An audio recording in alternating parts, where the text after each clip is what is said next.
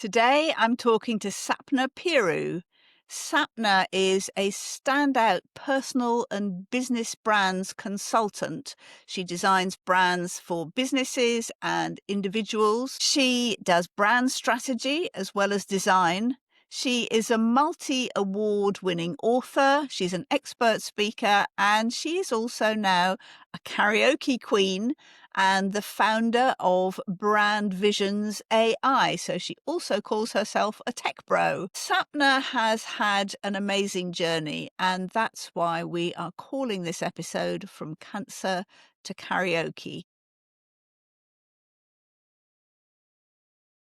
Sapna Pieroux, welcome to the Phoenix Conversations. It's so lovely to have you here. So that is a beautiful card, and it actually is your medium because you are a designer. You are, in fact, a brand designer, but you're a brand consultant, an author, a speaker, a tech bro, and a karaoke queen, which is an amazing combination of things.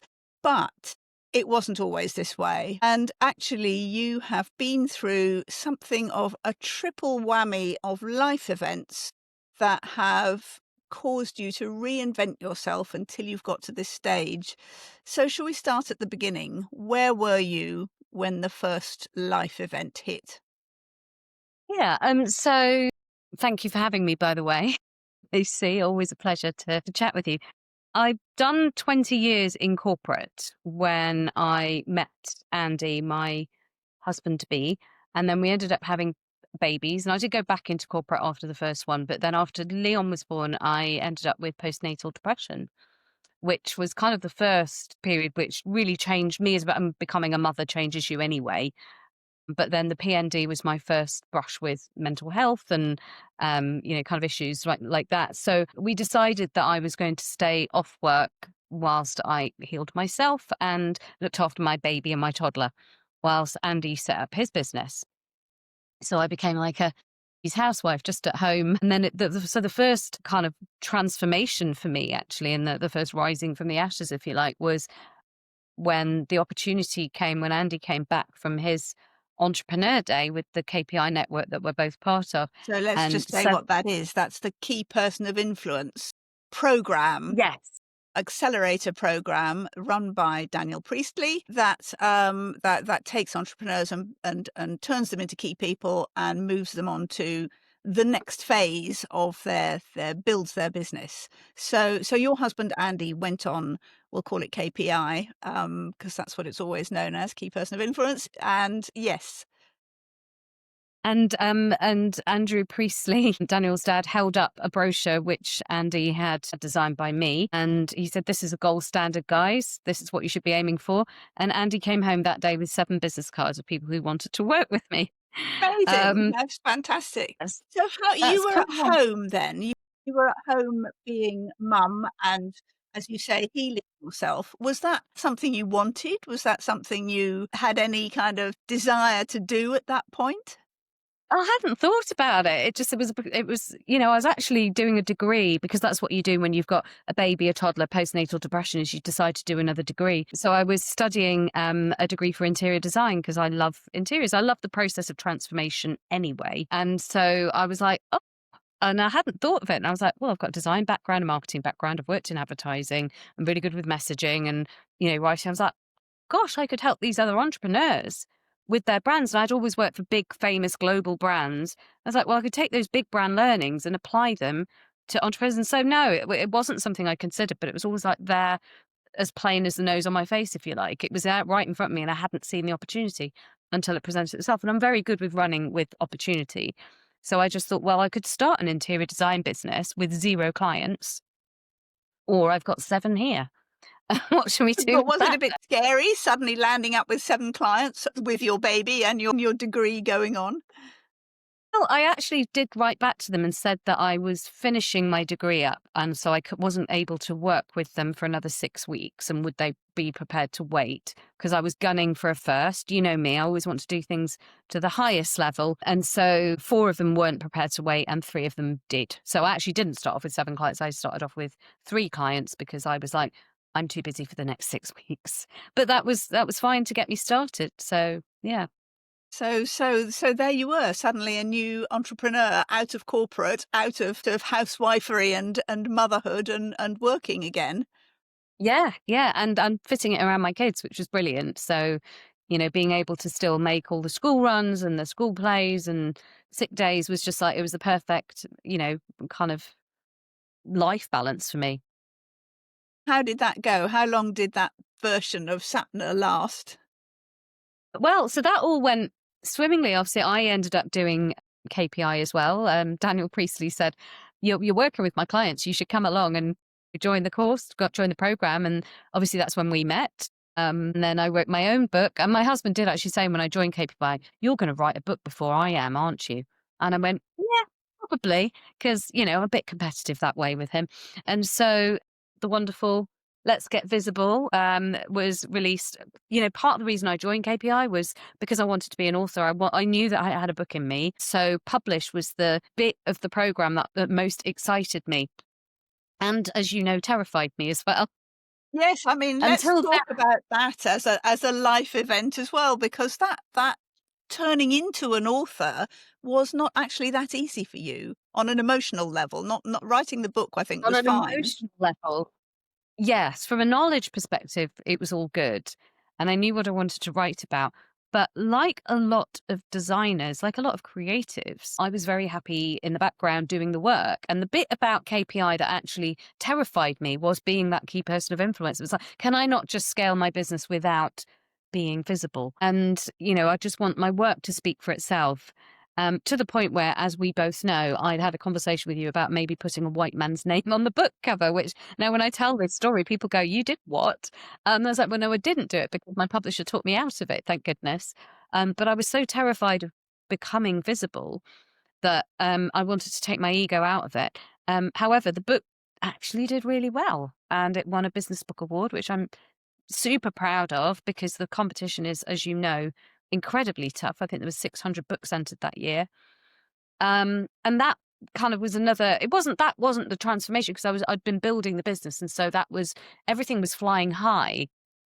And with the book effect, that did blow up my business. We'd gone into lockdown. And so the business went global by itself, really, because suddenly KPIs all over the world were wanting to work with me. And I worked with clients in Australia and Dubai and Canada and America and Europe. And that was all great. And then around 2021, I'd had some problems in the business with people who'd come into the business and were creating problems. And I went through a stressful 6 months and I started to feel not myself. And I kept saying to Andy, I'm not sure, but there's something going on and I can't put my finger on it. I can't put my finger on it.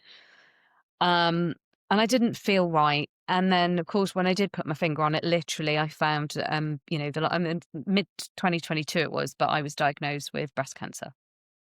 So that's cutting a couple of years there very short. But that was another point where I just thought, oh gosh, like the business was going really well. Um, and then suddenly I couldn't focus anymore on the business because my best friend had died of breast cancer. And so that was my biggest fear. And also I had two young children. I had well, he was 11 and a 9-year-old, 11 and a 9-year-old, that I had to explain what was going on. So I turned around to my team. I had a small team at the time. There was a few freelance, they were freelance, but I turned around to the whole team and just sort of said, look, I'm not going to be pushing the business forward anymore because I need to focus on this. So basically the business stopped.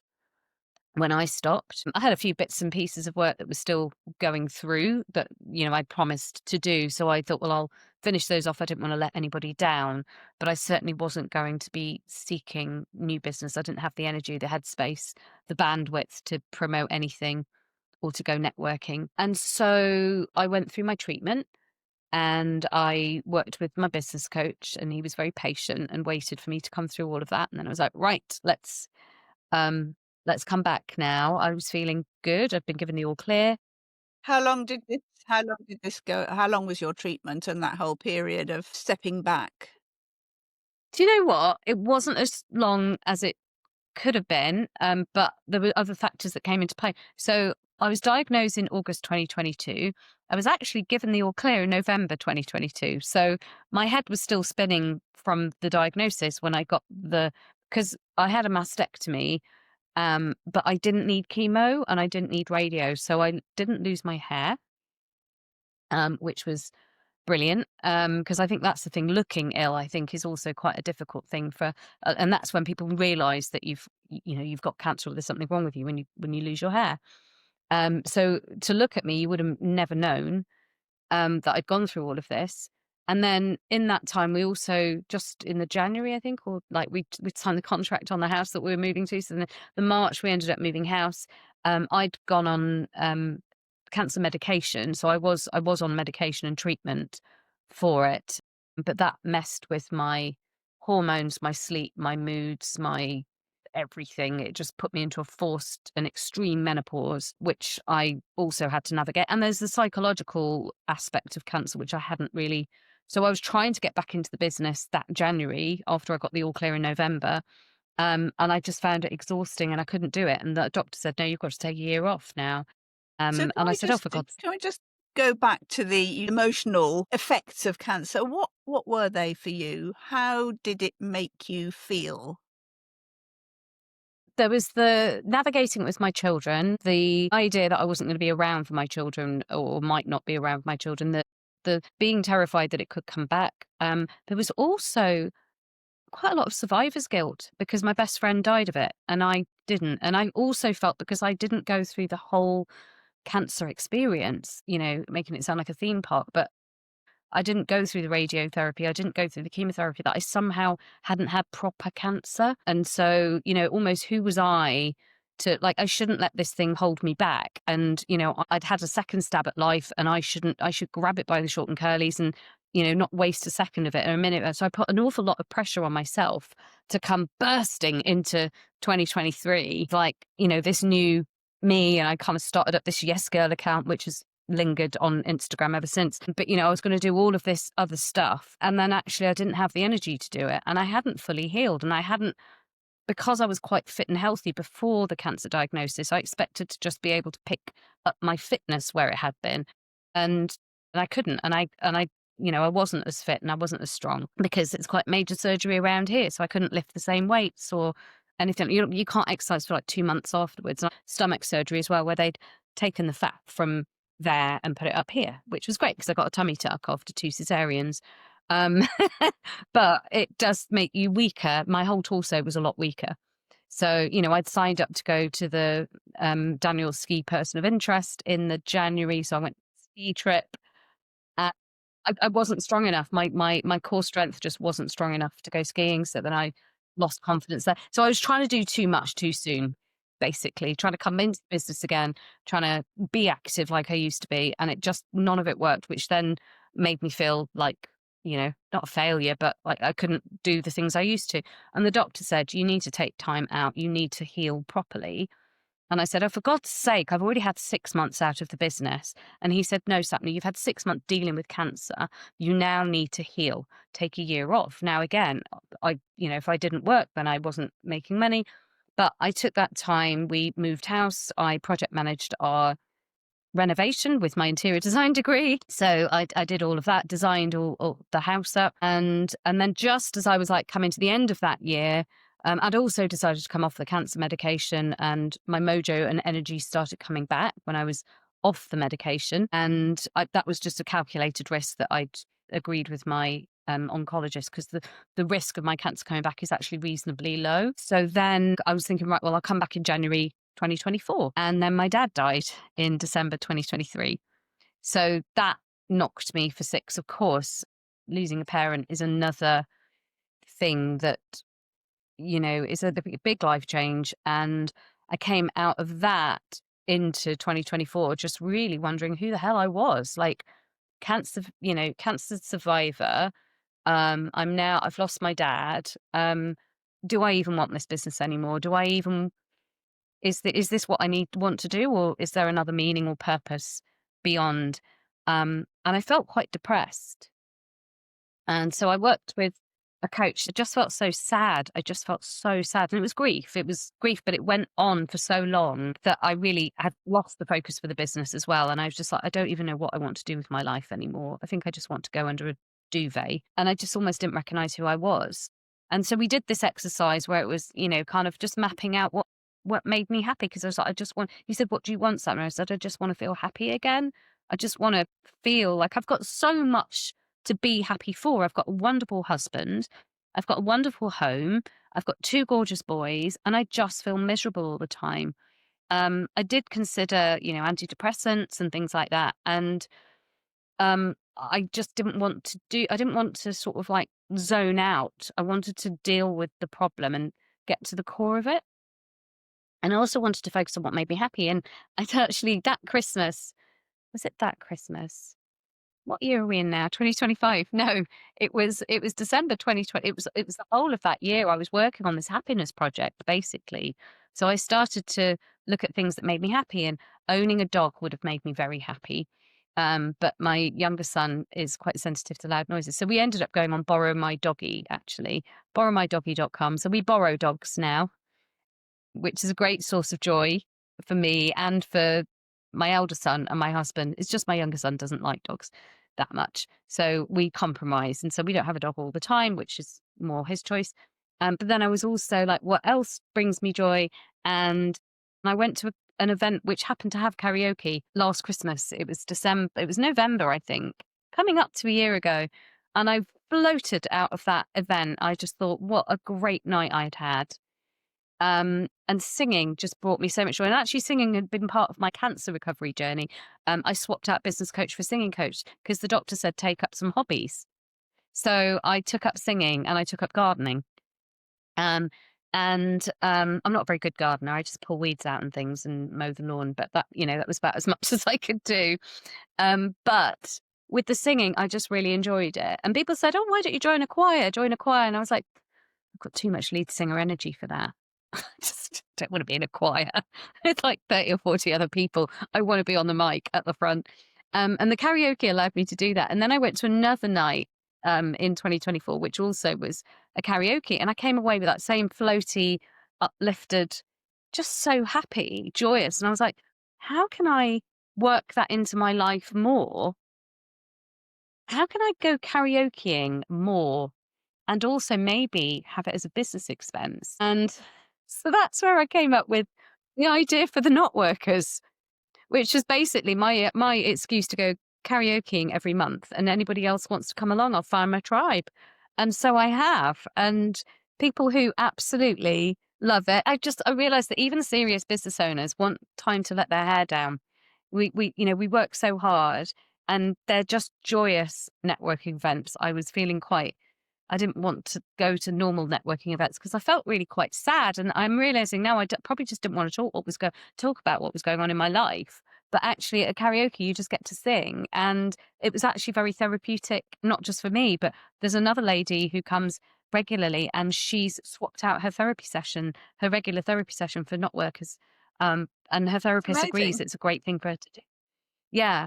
So singing together has been proven to lower your mood, lower, kind of anxiety, boost your mood. It lowers stress. It's really good for your mental health, and it helps with connections. So yeah, so I've got the trademark pending for the not workers, Fantastic. and yeah, I've just come off a call with someone who's coming onto the team for that. So very Wow. So exciting. And then the that's a tech. growing part of your business. Yeah. And she's coming on and yeah, going to be helping me with admin and stuff. And then the tech side of things happened with my vision process. I was like, again, it was that idea of like, when I stop working, the business stops working, and how can I scale it? And inspired by your very own book Magic, I was like, well, wouldn't it be interesting if I could, my vision process, take that into AI? And so I'm working with the very same magician that did book Magic, Jonathan Farrar, and we're building BrandVisions.AI. So that's very exciting. I had another call with him yesterday, and that's kind of my legacy piece, if you want. It's the thing that I want to be able to make my dent if you like, and change the way that brands are created. Because it's either at the moment you work with a professional like me or an agency and it costs you thousands, or you're forced to go down the cheapo Canva, Fiverr, Upwork. It's not very good. It doesn't support your business. It doesn't look very professional. So down the middle is where we will be positioning BrandVisions.AI. Fantastic. And you also slightly changed your, well, you didn't change, you added to your portfolio because you were originally not a corporate, but a business brand designer. And now you also do personal brand, which I think again is a whole new kind of emerging area of work. And that seems to fit you and your personality very well as well. Yeah, I mean, that's so I say I'm a business and personal brand consultant. And I think what I'm doing now is helping align people's business and their personal brand together, especially for founder led businesses. But that again came out of me coming out of the other side of cancer. And I got approached mainly by women to say, well, you've built your personal brand. I want help with like how I could show up. The fact that I was showing up and talking about things like cancer, even when I was in the middle of, I wasn't thinking about it from a personal brand point of view. I was thinking about it from sharing, raising awareness, raising money for cancer research, but they saw it in a completely different way. And it was like, I continued to stay visible even through that journey, even though I wasn't promoting my business. And I guess that did relate back to my personal brand. And so it was the beginning of this year. For the first 6 months, I had 8 women on a personal brand program, which was great. It was a lot of work. So let's not pretend that getting postnatal depression or cancer or a parent dying is any kind of fun, but you have taken from those negative life events, you have taken a whole load of positives and created a new version of yourself. You have reinvented. So you've really focused on what brings me joy. And in doing that, you've brought other people joy. So it's a wonderful story of reinvention, almost out of the ashes. You've risen in flames and you're flying again. Well, yeah, we're getting there. We've taken off again, so that's kind of quite nice. It did feel quite sludgy and like I was kind of stuck until, I think that real conversation about focusing on what brings you happiness and joy was the real thing that kind of like the trigger. And then once I created the karaoke thing, it's almost compounded in that my joy and my energy has raised. My visibility certainly has raised with it. When I go to networking events now or meet people and I say, oh, I do all this, I'm a brand consultant and an author speaker. And they go, oh, yes, yes, yes. And I'm doing this tech platform and I run karaoke networking events. That's the bit where people go, sorry, what? And if anything, it helps them remember me. So my visibility has gone up as a result of doing it as well. And that has fed back into the business as well in terms of actually people working with me. So what seemed like a kind of fun thing to do once is actually beginning to define you and your uniqueness and your personality almost is kind of encapsulated in that particular area. People go, oh, I've never heard of karaoke networking. I'm like, well, you won't have done because I invented it. You are the guru of karaoke. And we're looking at potentially franchising it. Oh gosh, what a good idea. Yes, that would be fantastic. So another legacy from your Phoenix moment. That's amazing. So Yep. Sapna, if you had to pick 3 things to advise anybody going through horrendous things like postnatal depression or cancer or the death of a parent or depression, what would you suggest that they do? About any particular moments that you went, right, that this is where I can change things. This is where I can turn things around. Anything particular or a focus that you felt come to you? I think the thing that kept me going through certainly through the diagnosis, especially was gratitude. And I know that sounds silly, but as soon as I got the diagnosis, I was like, I'm so grateful that my husband is with me. Like I haven't had to go through this alone. I'm so grateful that my kids are old enough to understand, like whatever happens to me, they will remember me. Like they were old enough to remember me as well. I just went into gratitude that we've got private healthcare, gratitude that we've got a nice house for me to recover in once I've had my journey. And so I just focused on that. I also focused on doing good for others. So I spoke on various podcasts, including your own, raised awareness, raised money for cancer research, did, as much, try to make good out of a shit situation, pardon my French. And that gave me a sense of purpose. Well, I didn't really know where the cancer journey was going to take me, but I felt I wanted to make some kind of impact with it for good. So that was one. And then also seeking the joy. I mean, like searching for the joy in situations. And if there isn't joy in that particular situation, what does spark joy for you? Um, and once you start feeling happier, everything else becomes easier to deal with, I think. So interestingly, having started in a place where you were terrified of visibility, all these kind of life events have somehow worked their magic in a way and turned you into that very visible person who's out there spreading joy. So what a lovely story. So all this kind of all this chaos of what must have felt like absolute tragedy has turned into the most wonderful story of joy and reinvention and the I'm having phoenix. fun again. Sapna Pieroux, thank you for telling your story of reinvention, and good luck and all the best with your wonderful Notworker and Vision AI projects. Thank you. Thank you very much for having me. I love that conversation with Sapna Pieroux. She is such a joy to be with. And for somebody who's been through so much, so painful, some of the experiences she's had, from postnatal depression to being diagnosed with cancer to her father dying, and also moving house, which is an incredibly stressful life experience as well, and going through menopause all in the same few years. It's just amazing how positive she is about all of that, and how she's chosen joy, to take joy out of all those very unjoyful seeming events. So thank you, Sapna, for that very inspiring conversation. And it's wonderful to have your take on what it means to go through a whole reinvention to become the phoenix that rises from the ashes.